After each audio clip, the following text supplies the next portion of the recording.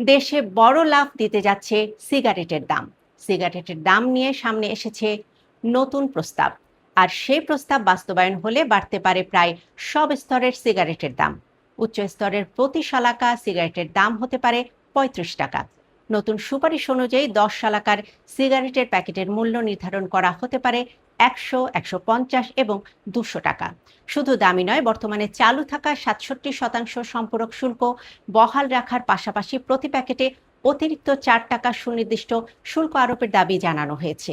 একই সঙ্গে সব তামাকজাত পণ্যের উপর ১৫% ভ্যাট এবং ১% স্বাস্থ্য উন্নয়ন সারচার্জ বহাল রাখার আহ্বানও জানানো হয়েছে।